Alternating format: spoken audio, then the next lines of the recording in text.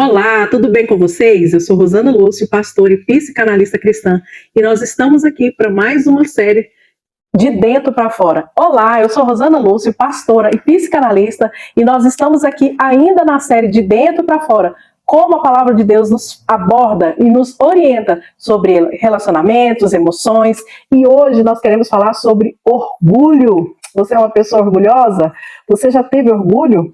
Orgulho, o inimigo invisível.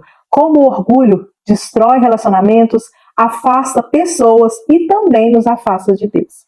Nós sabemos que existem pecados ou existem erros das pessoas, onde nós observamos nas pessoas e também observamos em nós, que é comum se perceber pelas atitudes, pelos hábitos, mas o orgulho é como um inimigo invisível, porque a psicanálise diz que o orgulho é como um sentimento de defesa, porque na verdade o orgulhoso ele esconde esse sentimento, muitas vezes nem ele percebe que ele está preso debaixo desse sentimento, e na verdade o orgulho ele é uma emoção secundária, porque o orgulho ele está escondendo, na verdade, uma ferida de rejeição, uma ferida de humilhação, talvez um fato que aconteceu onde a pessoa se sentiu humilhada e daquele ponto para frente ela decide que as pessoas não vão fazer aquilo com ela mais, e muitas vezes o orgulhoso ele começa a se tornar o opressor, aquele que decide ferir antes de ser ferido. Mas no fundo,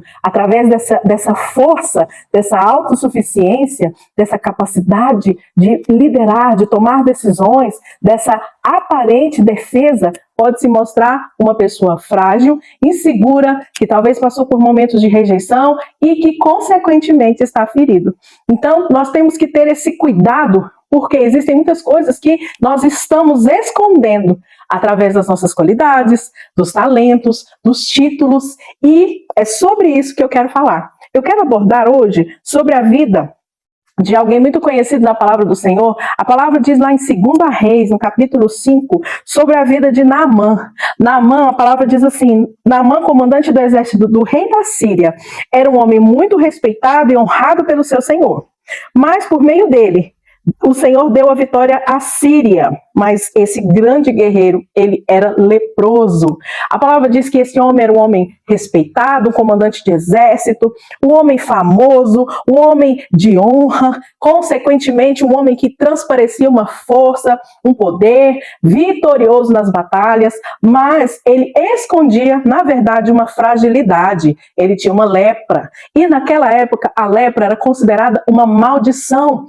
Quem estava contaminado pela lepra tinha que se afastar das pessoas, tinha que se denunciar que estava leproso e ficar à margem da sociedade, recebendo tratamento. Era como considerado alguém imundo. E isso, para alguém que era um homem poderoso, um homem famoso, era como se fosse uma vergonha, era como se fosse uma desonra. E Naamã começa ali, né, diante daquela situação, quando ele chega em casa, quando ele tira aquelas roupas, as pessoas, seus funcionários, as pessoas da sua intimidade, sabiam que ele estava passando por aquela situação.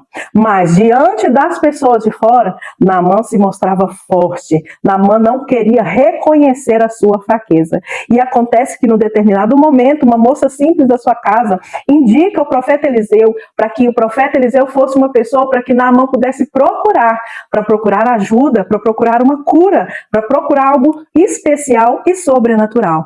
E acontece que Naamã vai até Eliseu, Eliseu dá uma direção, né? Eliseu fala uma direção ali para ele, para que ele fosse ao Rio Jordão, e ali ele mergulhasse 7 vezes. E isso, para Naamã, foi uma grande vergonha, foi como uma grande desonra, porque ele teria que se humilhar, ele teria que passar por uma vergonha, ele esperava ser honrado no seu processo de cura, ele esperava não esperava ter que passar por essa situação. O orgulhoso, ele tem dificuldade de pedir ajuda. O orgulhoso, ele tem dentro dele uma dificuldade, uma autossuficiência. Para ele é humilhante pedir ajuda. Para ele é humilhante receber ordens e direções. E ele não esperava que o profeta pudesse trazer aquela direção. Ele esperava ser honrado e ter controle sobre o processo. E de primeiro instante ele não quis, porque o orgulho nos faz nos defender e não aceitar ordens, não aceitar direções. O orgulhoso é aquele que sempre diz, eu sei de tudo, não é qualquer pessoa que fala na minha vida. E o orgulhoso, ele não aceita direções, ele não aceita correções, porque o seu coração aparentemente é duro.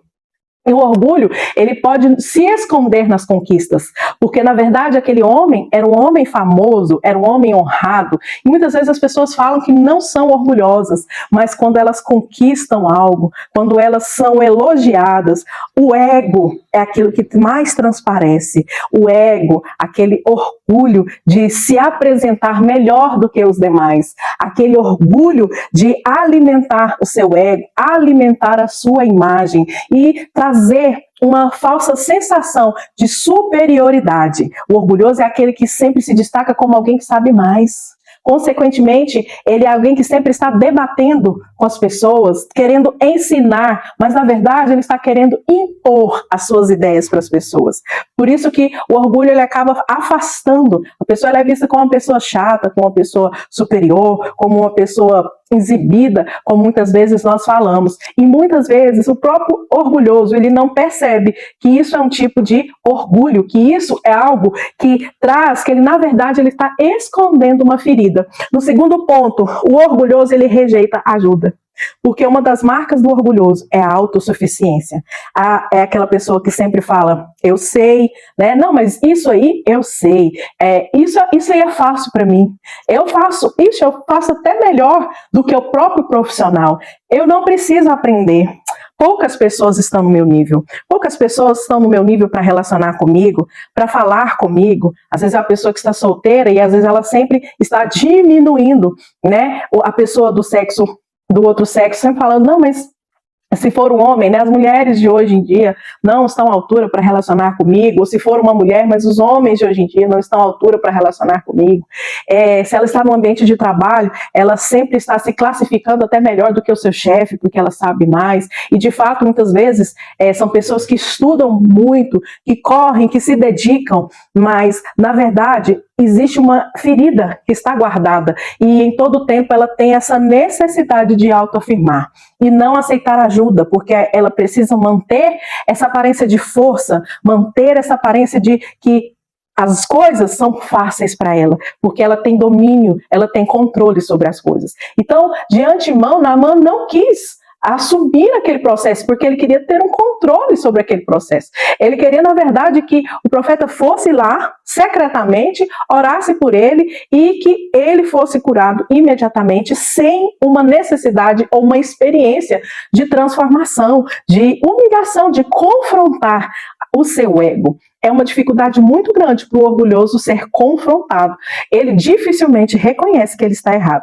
E, muitas vezes, ele vai contornando as situações para sempre apontar que o outro estava errado. Na verdade, ele errou porque o outro errou. Porque, na verdade, foi o outro que o prejudicou. Na verdade, ele teve aquela emoção porque o outro que provocou aquela situação. Então, ele tem essa dificuldade.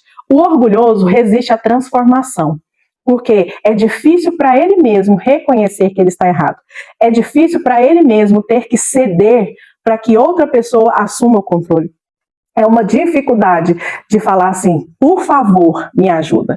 Porque para ele parece humilhação. Para ele lembra, talvez, um pai ou uma mãe abusivos. Talvez lembra palavras de ferida do passado. Talvez remete traições conjugais, traições de amizade. Então, existe um ponto, eu falo que o orgulhoso, ele guarda uma ferida da humilhação. Houve um momento onde ele sofreu uma humilhação e dentro dele ele traz uma resposta da revolta. Você pode ver que até pessoas orgulhosas, geralmente elas estão sempre revoltadas com a situação, são pessoas estressadas, mais enérgicas e em tudo ela tem um ponto de vista. Às vezes quando tem aquele ambiente de pessoas, geralmente a pessoa orgulhosa é a pessoa que sempre está ali se destacando, sempre tendo um ponto crítico sobre alguém, sobre algo que alguém fez, e sempre trazendo uma revolta, um apontamento que não é daquele jeito, mas que é conforme a opinião dela. E na verdade pode ser que em algum tempo do seu passado, no momento de dor, onde ela sofreu algo por alguém superior, onde ela sofreu uma frustração, é como se inconsciente, a psicanálise fala da questão do inconsciente, que inconsciente ela decide, a partir de hoje, eu não permito que as pessoas façam isso comigo. A partir de hoje, ninguém me fere mais. A partir de hoje, eu não gosto mais das pessoas como antes. A partir de hoje, eu me protejo para não ser mais ferido. Aquela criança que foi muito ferida, existe um ponto na vida dela que às vezes ela passa por um trauma, que é uma experiência marcante, e nessa experiência é como se inconsciente ela lançasse uma mensagem para ela: a partir de hoje, as pessoas não fazem mais isso com você. A partir de hoje, eu sou uma pessoa dura, para que o outro não venha me ferir mais. A partir de hoje, eu estou vestindo a capa do ódio, onde eu prefiro ser o que fere, onde eu prefiro ser aquele que aponta, onde eu sou forte, eu não preciso de ninguém, eu consigo. Só que isso é uma máscara de uma autossuficiência, e a partir desse momento o orgulhoso ele passa a se esconder, ao invés de aceitar uma transformação, porque a transformação você precisa aprender, reconhecer que você precisa de ajuda. A quebra do orgulho é entender que nós não somos autossuficientes, que nós precisamos de ajuda, nós precisamos aprender a pedir socorro. E quando nós aprendemos a pedir socorro, nós precisamos ouvir aquilo que o outro quer falar.